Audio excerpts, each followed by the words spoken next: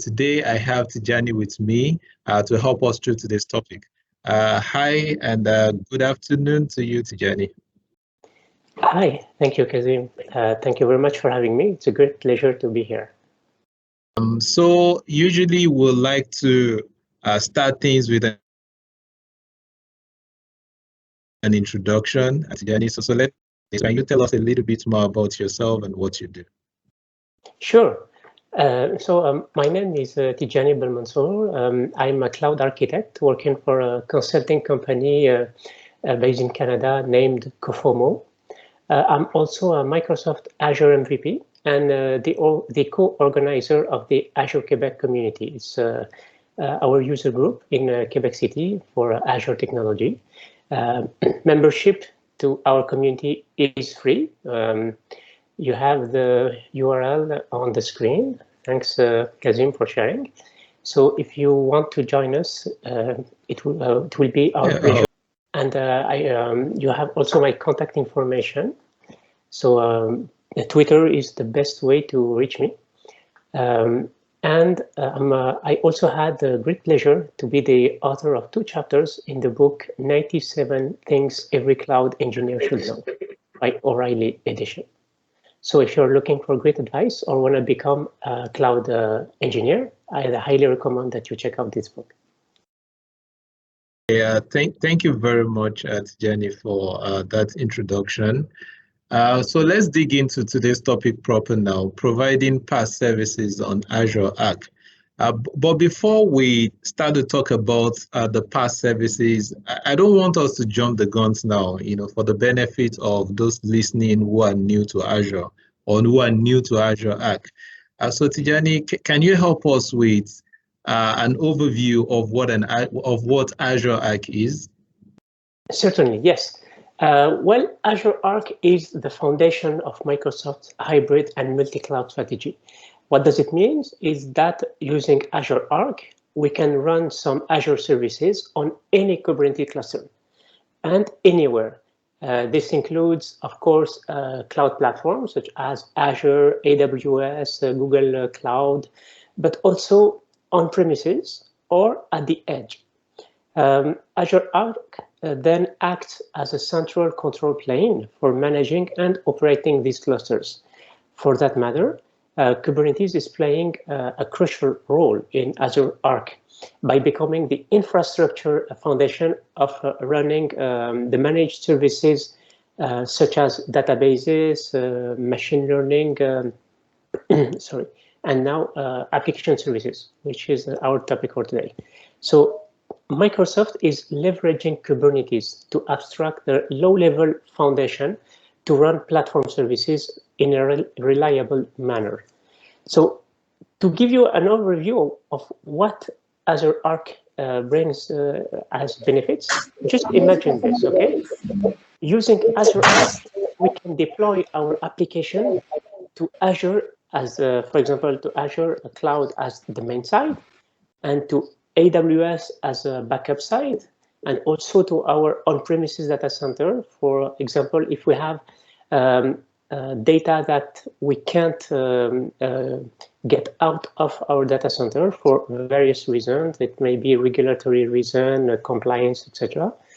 And also at the edge, for example, if we have an application that process data gathered from sensors, then using Azure Arc, we can run this application closer to the sensor at the edge location to have a more performant processing of this information. Then we can manage all of these deployments through a single and unified control plane, which is Azure Arc. The Azure Arc control plane then help us to update our deployment in a centralized way. Thank you for that overview. So I believe there are a number of services that runs on top of Azure Arc. So it would be nice to have an idea of some of the services that Azure Arc runs. So can you please tell us a little bit more about the supported services on Azure Arc? Of course. It's important to know that at the moment, not all Azure services are available through Azure Arc. Yet, I personally find that the current offering of Azure Arc is pretty impressive. So as of today, this offering includes Azure Arc for servers. That means we can register our Linux and Windows servers to Azure Arc. And this is no matter where they are running. They can be running on any cloud provider. They can be running on premises, either on bare metal server or on virtual machines. And once we register those servers onto Azure Arc, we can then manage them and govern them in a centralized control plane. For example, we can then apply policies to all of these servers. For example,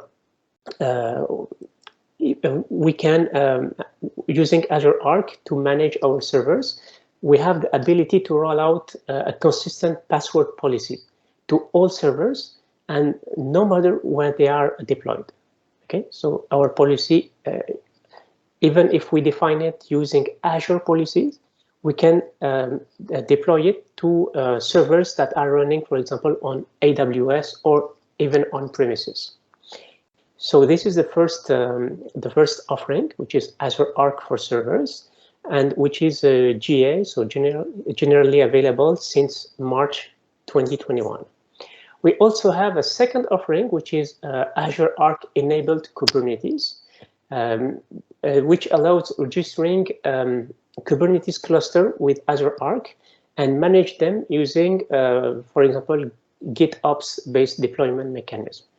We can also apply consistent policy across all the registered servers. So doing so, we can ensure that our clusters, our registered clusters have the same configuration no matter where they are deployed.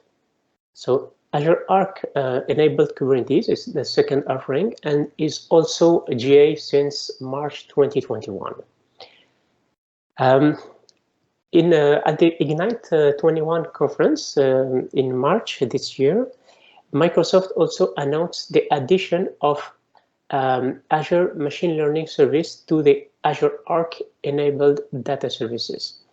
Okay, this addition allows training machine learning models where the data lives. So as we mentioned previously, if our data can't leave our data centers for various reasons, then we can bring the machine learning services close to that data and we can run it on our data centers if needed.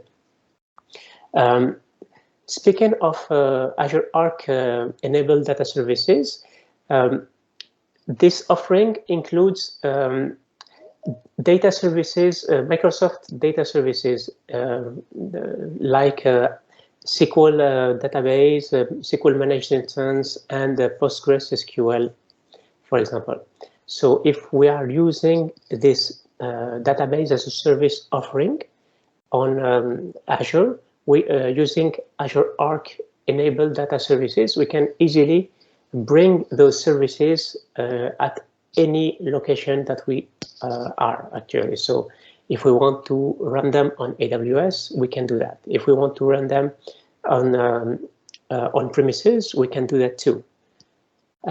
So this is another offering.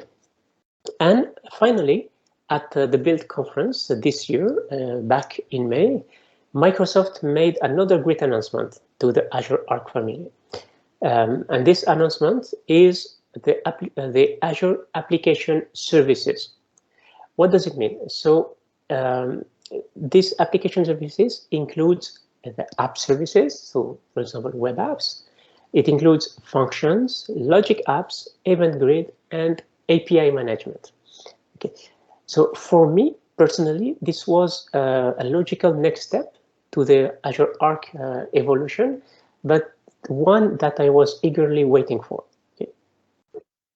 And it's worth mentioning that with Azure Arc, we can also ingest logs from all of these Arc-enabled services right into Azure Monitor, which gives us a centralized observability solution.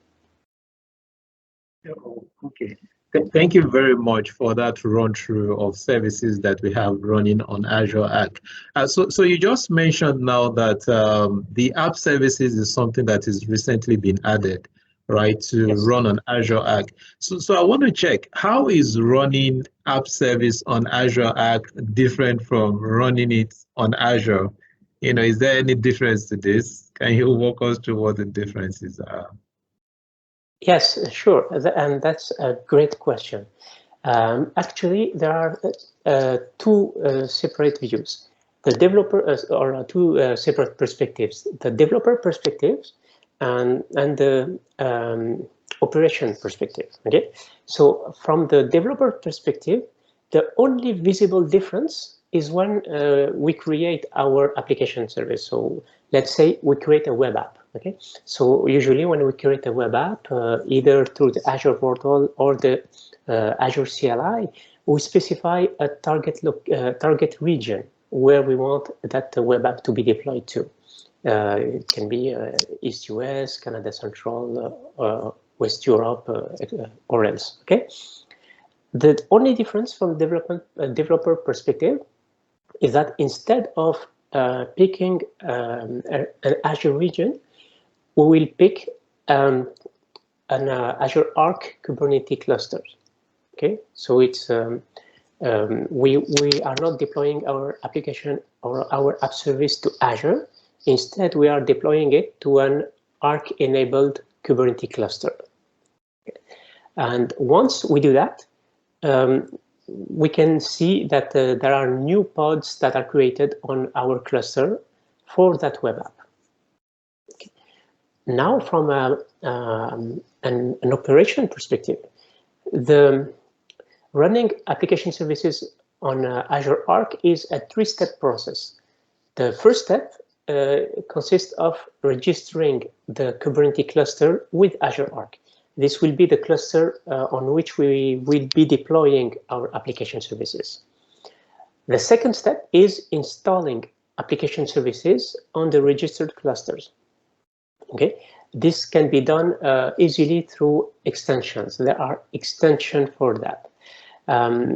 It can be either done through the Azure CLI commands or through the Azure portal by going to the extension section on the Kubernetes cluster, the Arc-enabled Kubernetes cluster blade.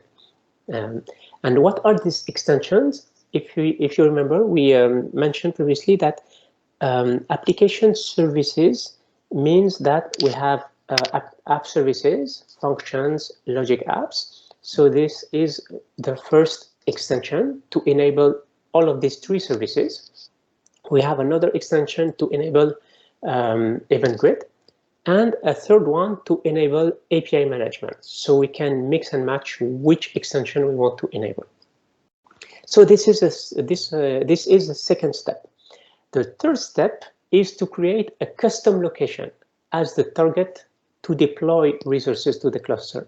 And this custom location is actually what the developer will see in the list of regions when he or she will create the app service. So if you remember, for example, if you create a web app through the portal, you can click on the list of region and you will see Canada Central, East US, West Europe, etc. Now, once you have onboarded the Kubernetes cluster, you will see more region, if I may say, and these are actually custom location, and they will refer to the Arc-enabled Kubernetes cluster on which you want to deploy your application. So this is the three-step process from the operation perspective. Now it's worth mentioning that although Microsoft is aiming to make it no different to run our application services on Azure Arc or on Azure, there are currently some limitations. Okay, we should remember that the service, this feature is brand new and is still in preview. Okay, so the limitation that we can see right now are that only East US and West Europe region are supported. Okay, We don't have yet support for managed identity. So if your application or Azure um, are using managed identity, then you can't have this feature if you deploy that same application on the Azure Arc application services. What we can do instead is to use service principal. Okay. We also don't have yet support for key vault references. We don't have support for networking features such as hybrid connection and IP restriction. For that matter, we should rely on the cluster networking.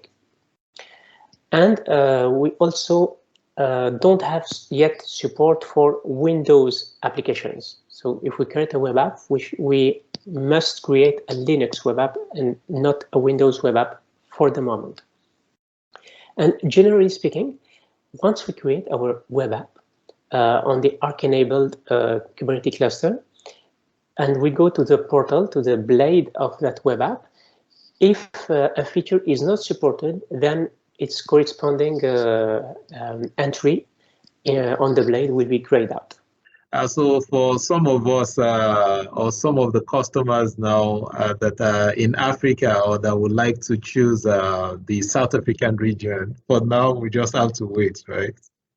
Exactly. I'm based I'm based in Canada, and we don't have yet support for Canadian region, so we also will have to wait. We'll need to go on a short break now, and we'll be back in just a little bit.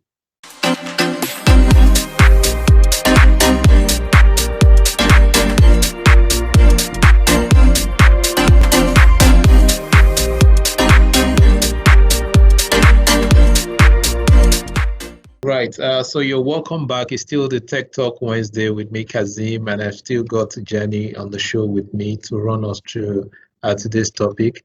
So Tidjani, I know you have a background in development, right? Right.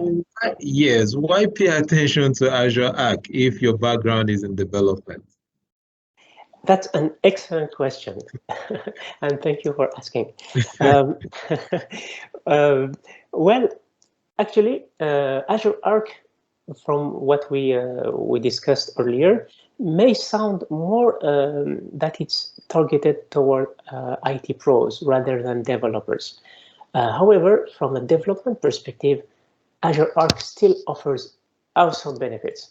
Okay, the most awesome of these benefits, in my humble opinion, is the ability to use Azure services even if we don't want to deploy our application directly to Azure.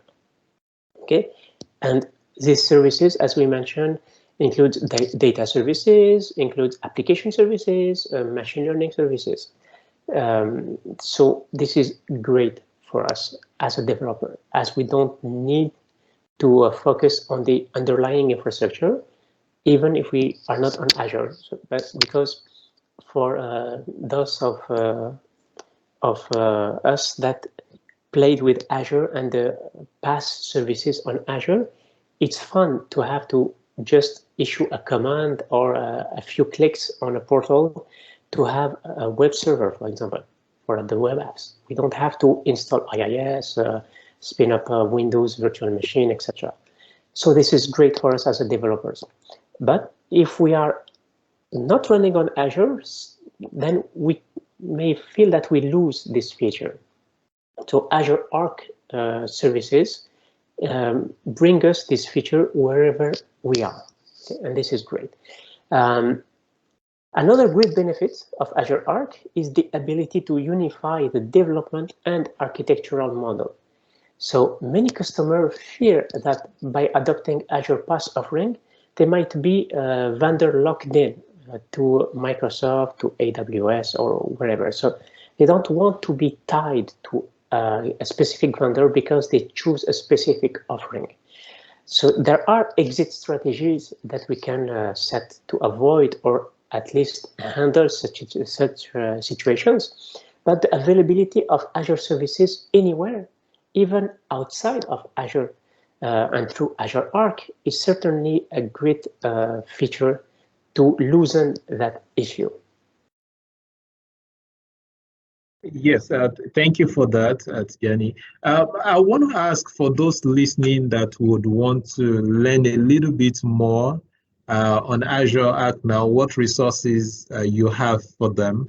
Before that, if you can allow me to have two quick more features of Azure Arc. So I've mentioned why we don't want to deploy application to Azure Arc, and sometimes it's not that we don't want to, it's that we can't. And for example, we may be running application at location where there is poor or no internet connection. So Azure Arc can help us bring our application with us and still be able to run these applications. Okay. The other benefit is reducing latency. For example, if we have application that use a lot of data, think of machine learning models, training machine learning models, and our data is on our data centers, and we can't move that data to the cloud because of regulatory restrictions, then we can bring the machine learning service to our location, to our on-premise data centers to train these models. So this is great from a great feature of Azure Arc 2. Okay. And one that we see at our customers asking for right now. You ask about references and where to go to learn more. For people to look upon. Yes. The main reference is the official Microsoft documentation. Okay, so if you go to docs.microsoft.com /Azure/Azure-Arc, you will land on the official documentation for Azure Arc, and there we have a lot of documentation covering the topic. There's also a great learning path on the Microsoft Learn platform, which is, by the way, a great and free platform to learn. So I invite you to go there, docs.microsoft.com /learn/path, and there is a specific learning path for Azure Arc. And also we have ready-to-use templates. If you go to aka.ms/app template, you will land on a page where you have a ready-to-use template. So applications already built in with Docker files and everything needed to be deployed to Azure Arc. Okay, so we don't have to create a dummy application for that. We can use this application, which are application with a web UI and API, etc. So more closer to real-world application.